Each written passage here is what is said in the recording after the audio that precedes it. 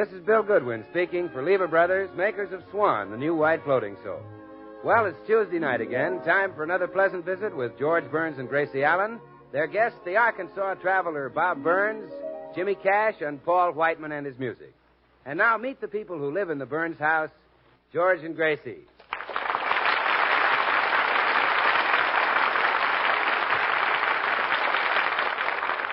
Well, the Burnses are getting ready to leave for New York to entertain the soldiers in some of our Eastern Army camps.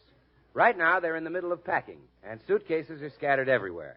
In fact, George hasn't seen so many bags since the last meeting of the Beverly Hills Uplift Society. Gracie, we're only going to be in New York 3 weeks. Do we need all these suitcases? Yes, dear. Now, this little bag has things we'll need on the train, like toothbrushes, your razor, my cold cream and perfume, your long underwear, my wait, hand... on the train? Oh, well, I just put that on top so the bottles won't rattle around and get broken. Look, honey, I'll be embarrassed. Every time we want to get something out of the bag, we'll have to drag out my long underwear. No, we won't. Your underwear has the cutest little doll right in the back.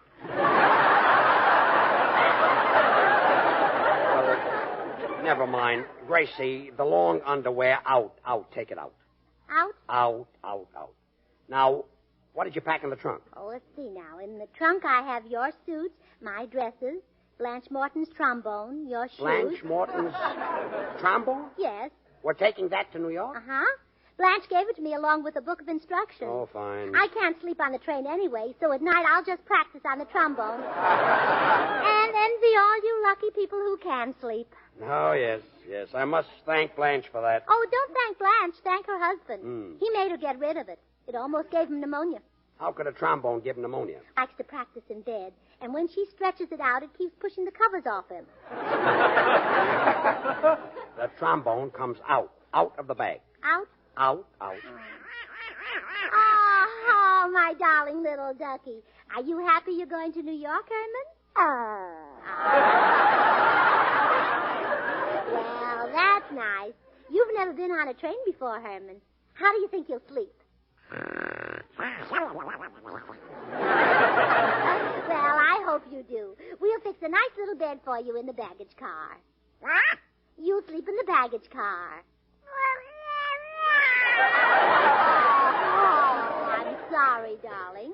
But there are only 2 berths. I sleep in one and your daddy sleeps... Oh, George. Oh, no, I don't sleep in the baggage car. Shouldn't take that silly duck with us anyway. Go on. Boy. Now come upstairs with me, Herman. I'll pack your rubber fish. Yeah, go on.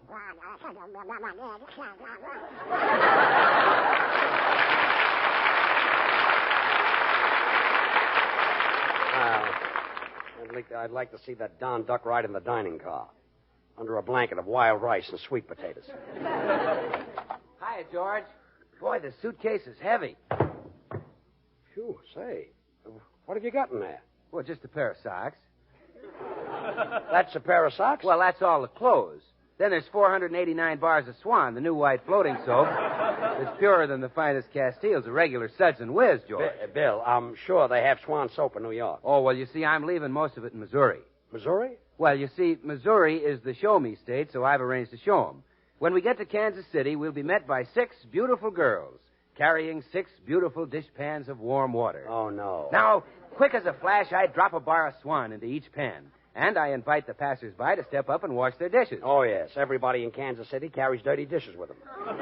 Well, now, Can't George... walk down the street without bumping into a fellow with a casserole on his head. George... You feel naked unless you've got a soup plate under your arm. Well, you see, George, I've arranged for that. Ben Bart, who runs the cafe across from the station, is sending the dishpans and the dishes.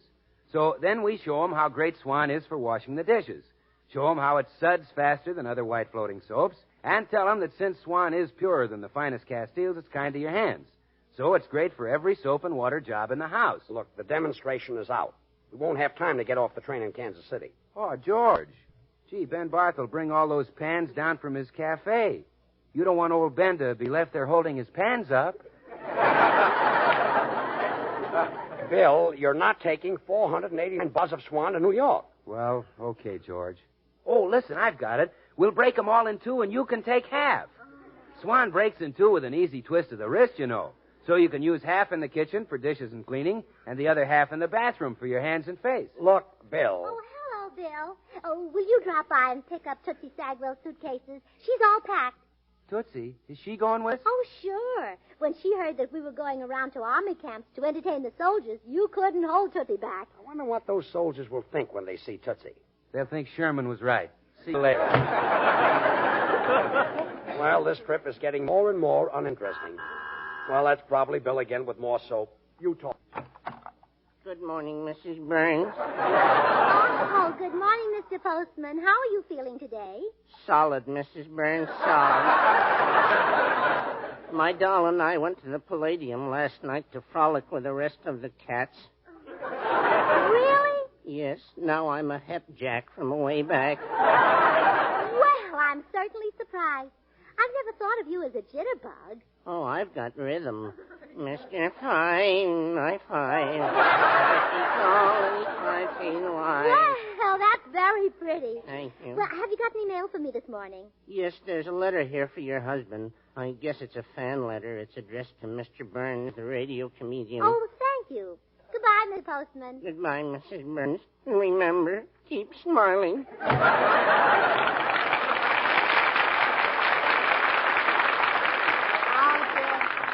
George will be thrilled to get a fan letter. I was when I got my first one. Oh, George!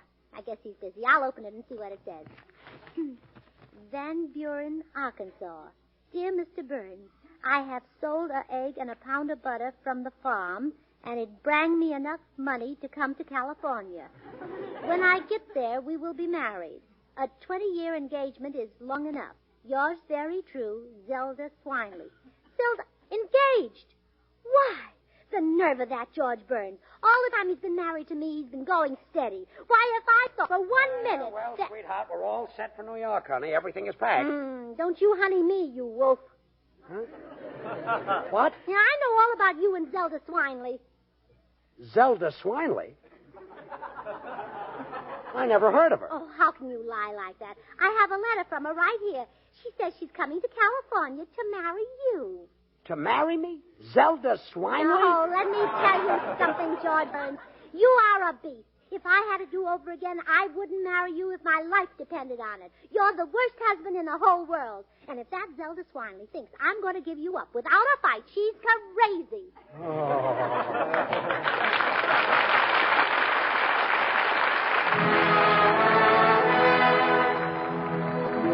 This is Paul White. A dozen years ago, everyone was singing a tune called As Time Goes By. And now it's the theme song of Warner Brothers' great picture, Casablanca. And everyone's singing it again, including the 6 hits and a miss.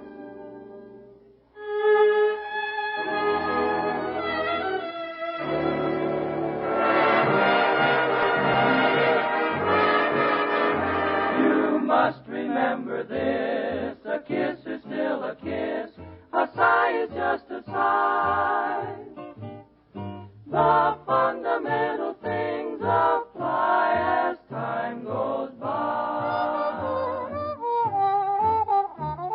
And when two lovers woo, they'll say I love you, on that you can rely. No matter what the future brings as time goes by. Moonlight and love songs never out of date, hearts full of passion, jealousy and hate. Woman needs man and man must have his mate, that no one can deny. It's still the same old story, a fight for love and glory, a case of do or die. The world will always welcome lovers as time goes on.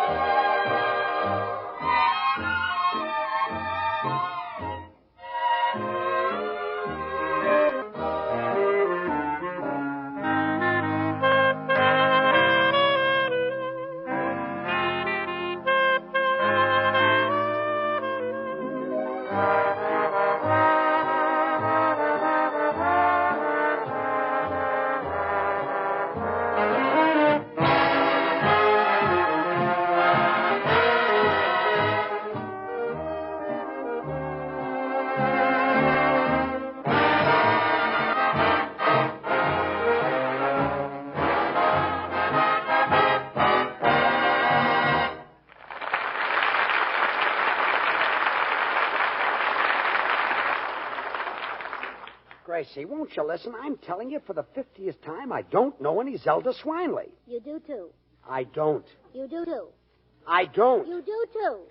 Gracie, I give you my word of honor. I swear I don't know Zelda Swineley. Honest? Honest. You do, too. Oh. Gracie, I'm telling you. No use, George. We've come to the parting of the ways. I'm leaving your bread and beard, or whatever they call it.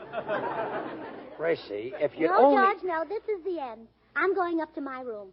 Oh, by the way, here's the letter from your girlfriend. I opened it by mistake. Goodbye, George. Gracie, will you please? Well, say, wait a minute. This letter is postmarked Van Buren, Arkansas. This is Bob Burns. Gracie! Oh, Gracie! Oh, she wouldn't believe me anyway. I'm going over and get that Bob Burns and have him straighten this out.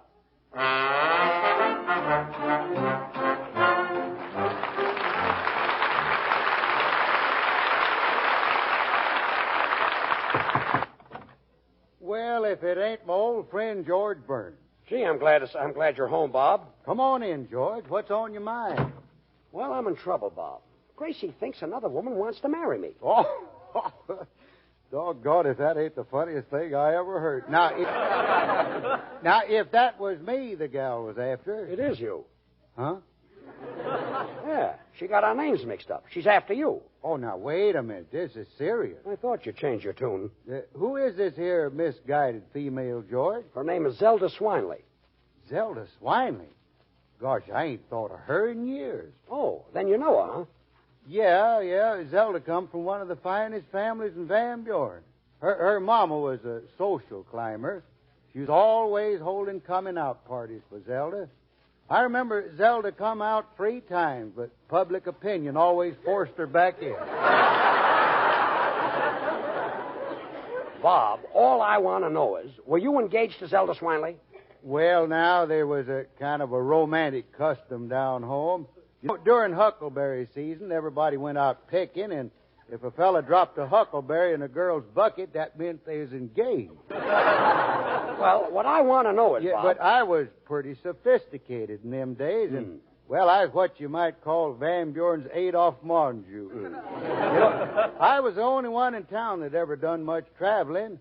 You see, one cold winter morning, my hands while I was milking the cow, and you know that cow run away and dragged me clean to the outskirts of Little Rock. All the way to Little Rock, huh? Oh, I've traveled all over the country that way. Now, Bob. That's the truth, George. Why, to this day, I don't feel at home on a streetcar unless I'm hanging on 4 straps. Look, Bob, what about Zelda Swineley? Now about Zelda. I figured a man of the world like me didn't have to pay no attention to that romantic custom, so I went right ahead and dropped a huckleberry in her bucket anyhow. That's all there ever was between us. Well, okay. Now listen to me. Gracie thinks Zelda is my girl, and you've got to come over and straighten me out. Well, gosh, George, why didn't you say so sooner? You've just been standing there like a dummy. Yeah, I'm a big tongue-tied dope. Well, get your hat, Bob. Poor Gracie is probably having hysterics by now all alone in that house.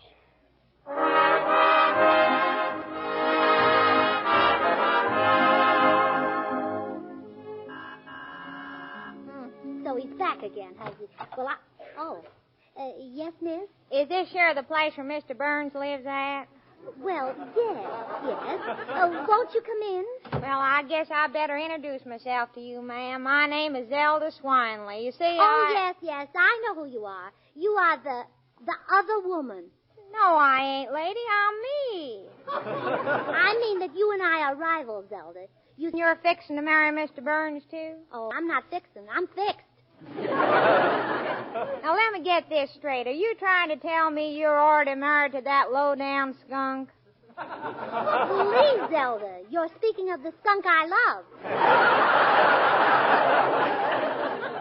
Maybe so, ma'am, but I seen him first. Well, you may have seen him first, but I'm married to him. Won't you give him up, Zelda? No, ma'am. I made up my mind to marry Robin, and you can't talk me out of it. Robin? Well, my husband's name is George. Isn't your husband the feller on the radio they call Bob Burns? Oh, my goodness, no. We're talking about 2 different people. Oh, I'll certainly have to apologize to George. How could I think that another woman wanted him? Then your husband ain't the Burns I'm marrying? That's right. You're getting the Burns, but not mine. Mine is the good-looking one. Yours is the clever one.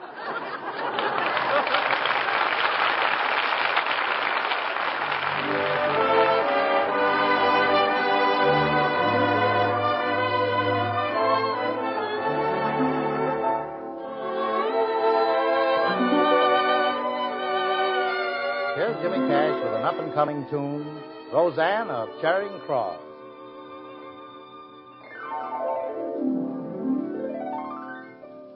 This is a story of London town. Love is the principal theme. All the story revolves around a girl, myself, and my dream. Roseanne of Charing Cross, I keep your memory ever bright. Roseanne of Charing Cross, dressed in your uniform of white, there by my lonely bed, a lovely angel stopped and said, "That's only thunder overhead," and that's how we met. Roseanne of Charing Cross, the rose you gave me never died. Roseanne of Charing Cross, it knows one day you'll be my bride, and it will live till then, until that happy moment when I know our paths will cross at Charing Cross again.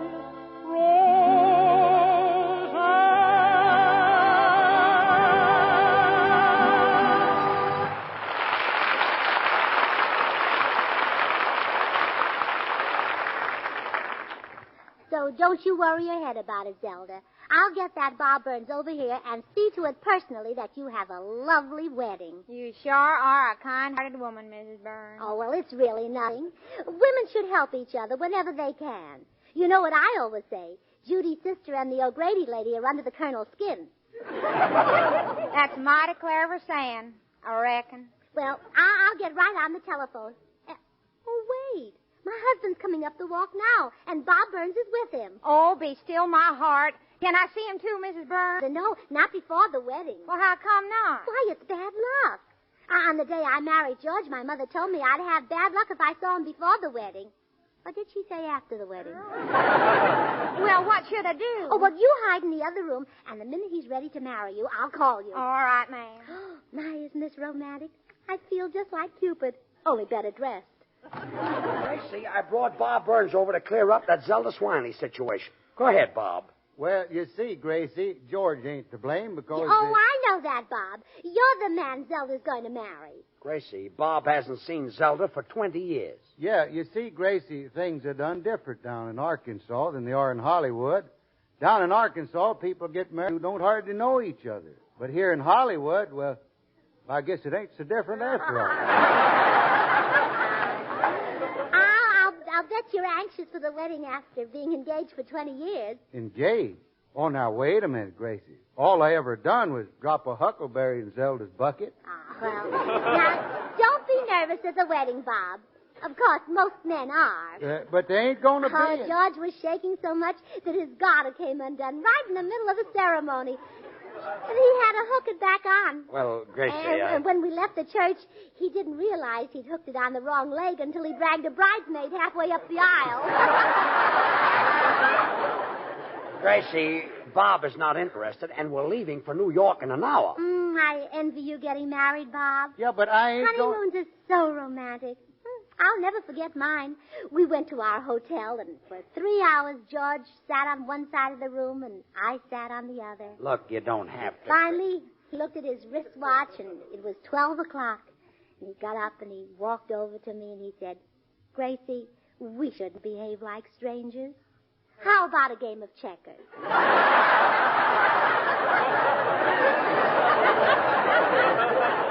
Yeah, that's mighty romantic, Oh, but... and I want to be the first to give the happy couple a present. You wait here, Bob. I've got something upstairs you'll adore. George, if they ever ask you and talk, you got to get Gracie a C card. Yeah, she gets kind of wound up. Yeah, I guess there's only one person in the world can out-talk Gracie. That's my Aunt Gabby Hink. That's my talking aunt. But she has an advantage. She could carry on 2 conversations at once. Well, how could she do that? Well, Aunt Gabby had a loose upper plate that clicked when she talked. You know, George, she could recite the Gettysburg Address while her teeth clicked out. The boy stood on the burning deck in Morse code.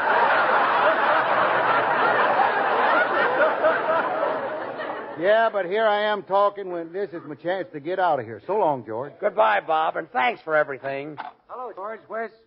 Well, Bob Burns. Hello, Bob. How are you? Fine, Bill. Say, look, I'm in kind of a hurry. Say, I've been wanting to see you, Bob, to talk over old times down in Van Buren. Yeah, well, right now, you see, I got... Well, Bob, do you remember old Hank Borum down there in Van Buren? Bill, Remember, he lived in a white house, Bob? Yes, sir, that house was as white as a bar of swan, Bob. The new white floating soap that's purer than the finest Castiles. Money can't buy a purer soap. Yeah, but I don't recall him, Bill, but... Bob, you remember Hank Borum. No, he's married to Nellie Gooch, the crouch stomper from Bixby. Remember? They have 17 children, and they bathe every single one of them with Swan, Bob. Oh, no. Swan is great for bathing babies, you know. It's kind even to a baby's tender skin. So you know it must be great for your hands and face, your tub or shower. Bill, Bob has got to get out of here. Gracie's trying to get him married to a woman from Arkansas. Oh, a woman, huh? Well, let me tell you something about women, Bob. Women have long considered Castile soaps the standard of purity, but Swan is even purer than the finest Castile. Bob, you grab him by the head and I'll grab him by the feet. Hey, let go of me, fellas. Let me down. Oh. Hey!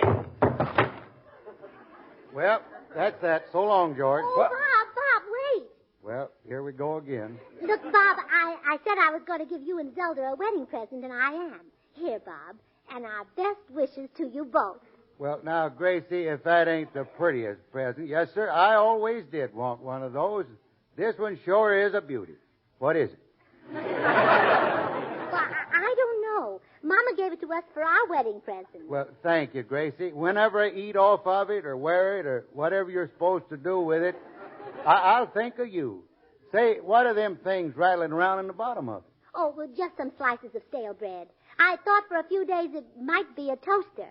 Well, whatever it is, I wouldn't be without it. And now I think I'll be running along. Oh, no, Bob. You can't go until you've said you'll marry Zelda. But, Gracie, I couldn't marry it. Bob, could I speak to you a minute? Well, sure, George. Pardon us, Gracie. Look, Bob, that Zelda is in Arkansas, and you'll never see her. Now, if you want to get out of here, you better tell Gracie you'll marry her. Well, I guess you're right. Okay, it's a deal. Swell. Hey, Gracie, I guess I've been acting kind of silly. My love for Zelda was buried so deep in my heart, I didn't know it was there, but George just brought it out with a kind of a verbal Alka-Seltzer. Oh, really? How wonderful. Why, I'd marry little Zelda right now if she was here. Well, she is. Oh, Zelda. I'm coming, ma'am. Doggone that huckleberry. Zelda, Mr. Burns agreed to marry you. Aren't you happy? I don't know. I never dreamed that 20 years would change Robert Burns from a nice-looking young feller until this here broken-down critter. Oh, no. No, Zelda, that isn't Rob, my husband. You mean to tell me that this other feller's Bob Burns? Well, yes, of course. Well, in that case, I'd rather have your husband. Oh, Zelda.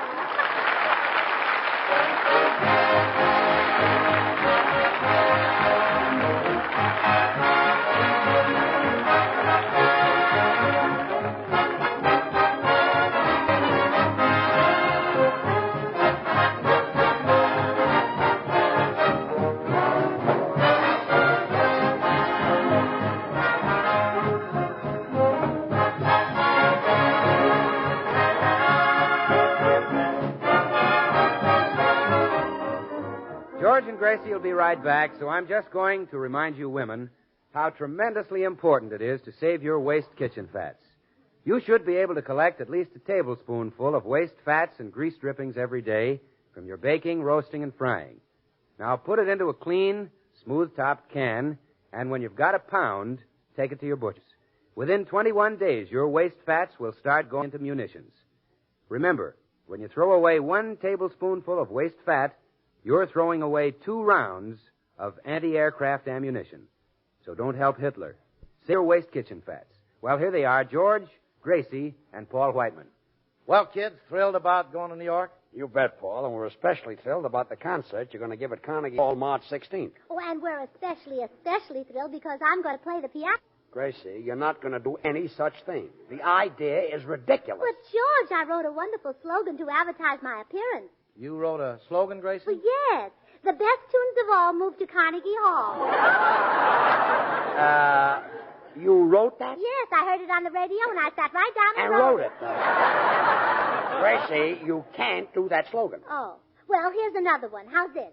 That concert of Gracie's won't come from Macy's. Gracie, you're not going to play in Carnegie Hall. Well, I've got another slogan. She won't play the cymbals on the 3rd floor at Gimbel's. Gracie. And here's another one. Gracie Good night, will play, folks. and that Good ain't night. hey. Hey, hey.